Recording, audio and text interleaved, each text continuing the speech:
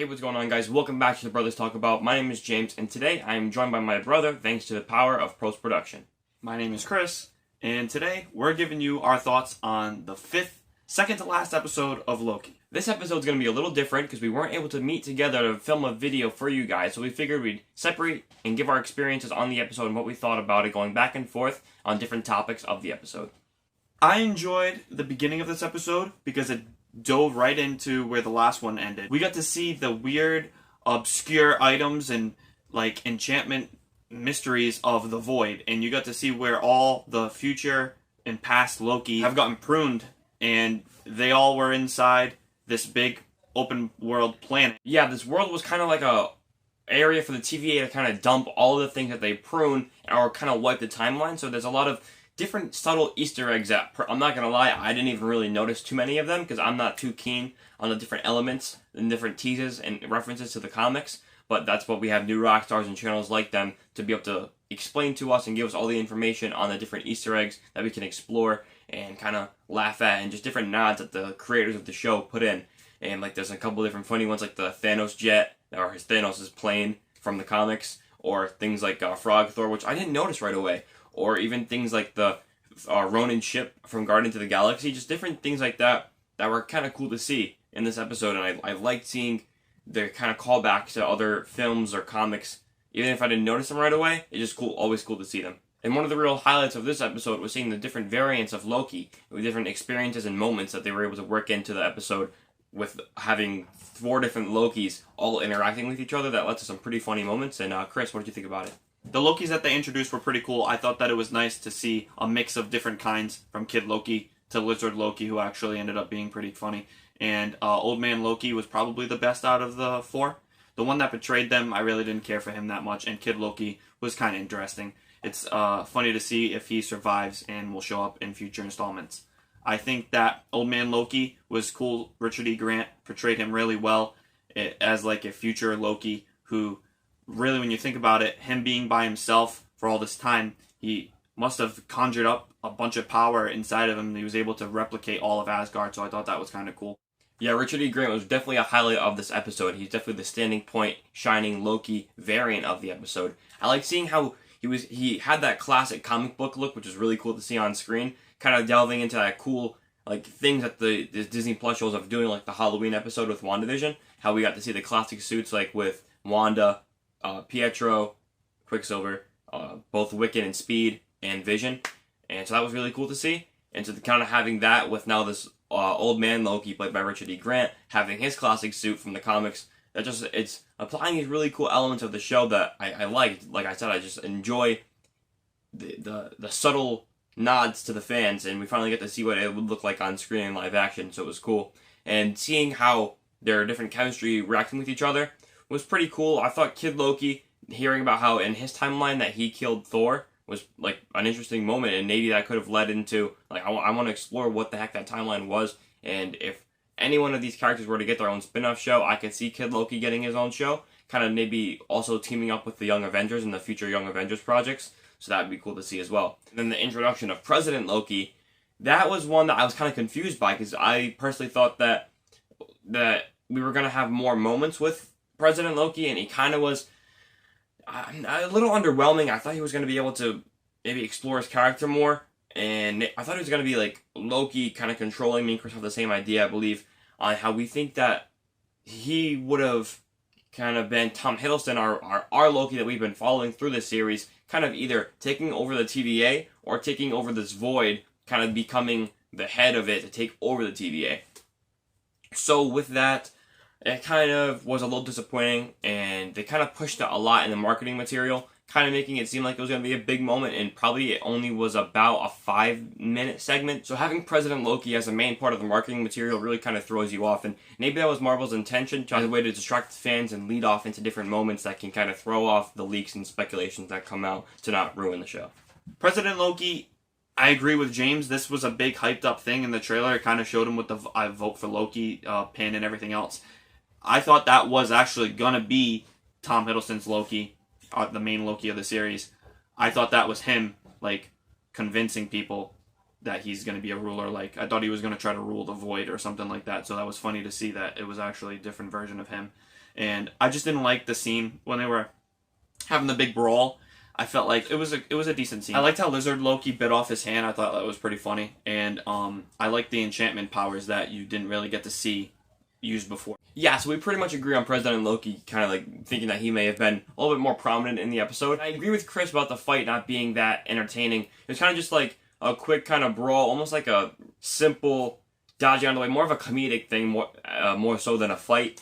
And maybe it would have been cool to see more magic powers. I know Richard E. Grant was using his enchantments, like Chris was saying, so maybe if we had more Loki magic being used, that could have been cool as well to see, but that really wasn't too big in a part of the episode, so I'm gonna let it slide. It's not too big of a deal for me. But with all this happening with the Lokis, we see that Sylvie is kind of talking with Renslayer about trying to find where Loki is and learning about this whole void place and how she can travel there, and ends up finding out that the only way that she's able to get there is through the pruning sticks that the TVA uses. So I think that might set up for a little bit of a plot element coming in the next episode, but with the fact that Miss Minutes kind of seems a little bit more sentient than just a computer program, so maybe that might lead into something later on in the next episode, but I'm not sure, and we'll talk about that more later on. But when Sylvie ends up entering this void, she ends up trying to chase out the big storm cloud that we end up realizing is Leviathan, which is like a kind of, it's related to Kang in the comic books, and kind of like this just menacing kind of alien-like magical being that kind of can just, it's like a destroyer, almost similar to Ragnarok and the events in Thor Ragnarok with the gigantic lava dude which like destroyed all of Asgard. So kind of reminded me of that in this episode. But the biggest shining moment, I know we're all excited. We were scarred from the last episode. It broke all of our hearts seeing Mobius' death. But the king has returned. The return of the King Mobius. Wow. Yes, he finally returned to the episode. It was awesome to see him. Me and Chris both looked at each other while watching, like, yes, Mobius is back. We were excited to see where he goes from here. And just having him back was great. I am so beyond happy that Mobius returned. I kind of figured it was going to happen, but I mean, he's Owen Wilson. I mean, wow. How did you not expect him to come back? I wish it was like on water and he was driving a jet ski instead of the knockoff Pizza Planet truck, but that seemed pretty cool. A friend of mine was saying too, I think he should have came back in like a race car that had 95 on it and lightning. That would have been funny. I don't know why they couldn't have did that.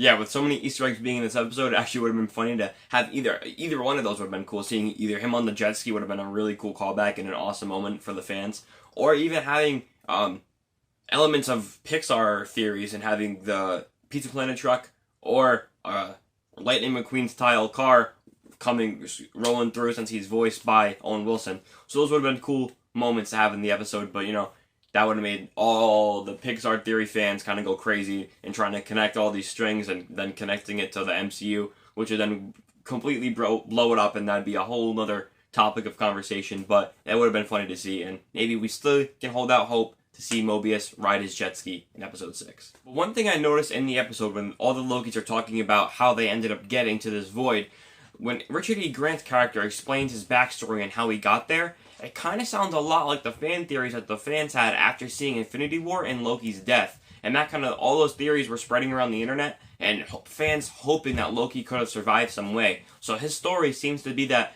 when that moment happened, he actually didn't die, it was just an illusion, and his illusion was so good to trick Thanos, and that's what the fans were hoping to see the return of Loki, so that's kind of fulfilling that. And so obviously Marvel's listening to us in a way, and they kind of gave us that as a little plot thread, a hand up being like, alright guys, you were kind of right, but you weren't right. So that was cool to see. And the episode really culminates with this big fight with Loki and Sylvie against Goliath, which is the big cloud dragon creature, and that kind of led for the big moment of the episode. So Chris, what were your thoughts on it? I didn't really care for the creature, the shark dragon mystical creature in the sky. I thought that was kind of cheap, like back in the day, Galactus, the giant planet, or even like Dormammu, the floating head in clouds. I don't really like these type of creatures. I think they work well as like side character like villains or monsters. And I guess it really was what it was, but it was this one cloud gas that was taking over the planet, and if you got caught in it, you would die. So I think it was a cool concept. I just wish that when the monster actually came out, you saw more of it than just its head. It kind of reminded me of a cheaper version of the Krayt Dragon from Mandalorian going through destroying cities. I think that they like using these big giant creatures, but like I said, this was just a giant purple cloud. Loki being able to enchant with Sylvie at the last second kind of was like another one of those movie magic moments where it has to get moved along and just for the plot, because I feel like he should have had the ability in him. Yes, that made sense, but it manifested too quickly. He gave it a couple tries and he finally got it right at the last second, but I felt like that should have been something he needed to have practiced in order to get it right. Going forward, I'm curious to see if he'll develop his ability to enchant like Sylvie more and more as the story continues. I personally didn't mind it too much that Loki was able to learn the enchantment powers quickly, because he was in the heat of the moment, and after seeing old Loki just unleash his powers to build the Asgard and kind of have like that big illusion, he able to like believe in himself with Sylvie convincing him, and them both working together to believe in themselves and know that they have this in them to then enchant it. So it made for a cool visual, like when like all of a sudden it turns green and the whole the whole void lights up green from the power of Loki. So that was cool to see. I liked it. I didn't mind it too much. And that's where the episode really ends, seeing old Loki vanish and being taken over by this dragon, as far as we know. But he is an illusionist and he's gotten away before, so we don't know that for sure. And it ends on the shot of that portal opening up to reveal the castle that they'll be approaching and finding out the secrets to in the next episode. Which, I'm going to speculate, I'm going to guess that that's Kangs Castle. He's going to be the king of the castle, or the queen of the castle. We don't really know. They could pull another Taskmaster, Black Widow, where they want to gender swap them around. She's acting like she's the queen, and we're the sorry people. And that's how the episode wraps up, leaving us with a lot of questions leading into episode 6. So, Chris, what were your overall thoughts on episode 5 of Loki? I thought this was a very adventurous-themed episode. Rather than the last one was more suspenseful and revealing. This one didn't reveal too much, I felt, but it gave you just enough to... It was one of those episodes that really needed to be to make the story move along. And I felt like the finale is going to be very rushed and jam-packed with a bunch of stuff, because they're trying to fit in who the timekeepers really are. Will the TVA get destroyed? What will happen to Hunter B-15 and Sylvie and the gang and Owen Wilson, Mobius? Like, there's so much to try to fit, and Marvel keeps making these finales good, but they're not fleshed out enough. And I really wish that the way that they're going, it definitely could have been another episode or two, because I feel like it's just not going to be as satisfying with the amount of time that we're going to be able to get in the last finale. But I did like this episode. It wasn't my favorite. It was probably middle tier for me. Last episode was definitely my favorite so far. This one, with the whole addition of the new characters, I think it was cool. I really hope that the next one delivers a little bit more. I really want it to be the best series out of the 3 shows so far. So I'm excited. Yeah, I'd agree with that. I'm not sure if Marvel really knows, have learned yet how to really finish a series. Every series finale has kind of had its moments where I'm not a huge fan of, and they haven't really been able to really go full circle and have a perfect ending series that wraps up with a nice bow. So I hope Loki's able to do that, but with a lot of unanswered questions, mainly revolving around the TVA and all the questions that lie in that. So this episode's going to have a lot on its hands and a lot to have to do.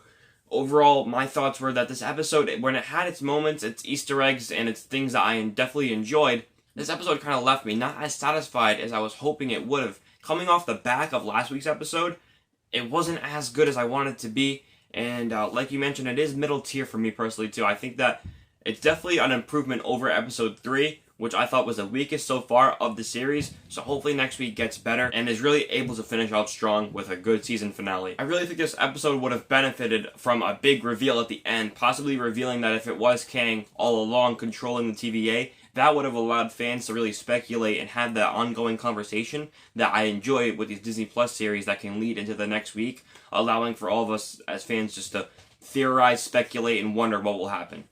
Alright, so now I'm going to close this video off with giving you guys some of our theories and predictions leading into episode 6. So Chris, what are your predictions for episode 6 of Loki? I think the episode will go to this weird castle island that they revealed in the end with the portal opening up. And I'm not sure exactly what's going to happen because they're always changing things. Everybody thinks, including James, that the main villain is Kang the Conqueror. I don't really know. It could be, it could not be. I think that Renslayer is going to play a big part in the finale. I don't know what her deal is going to be. I don't know what's going to happen to Hunter B-15 in prison. But I'm curious to see what's going to happen. Is Owen Wilson's character going to bring down the TVA since he went back? I think Miss Minutes is going to strangely have like some big part in it. Will there be a big reveal? Will it set up into Doctor Strange Multiverse of Madness? I think so. I think it's going to be a good finale. I think it has the ability to be the best out of the 3 so far with WandaVision, Falcon, Winter Soldier, and now Loki. For sure. It definitely has the ability to be the best series, but I think that if they're able to stick the landing of this episode and make it a really good finale that we'll all enjoy, it has a good shot. So I think that the episode, I'm going to hold strong on the Kang theory. I believe I'm going to hold it out to the end that Kang will be the main villain of the Loki series, setting up for Ant-Man Quantumania, and that will be the big reveal at the end, that he was behind it all, and he might even start singing a song that it was Kang all along. It goes together, it rhymes, and everyone loves Agatha all along, so it might work out. And so that ends our Loki Episode 5 review. Let us know what you guys thought down below in the comments. Subscribe to the channel if you're new. Thank you guys for making it this far in the video, and if you've enjoyed it, please smash like on the video. We always appreciate it. It helps out the algorithm and showing our channel out to new subscribers and new fans. Stay tuned for next week when we'll be giving you guys our review of Episode 6 of Loki, the series finale. So stay tuned for that, and we'll catch you guys in the next video.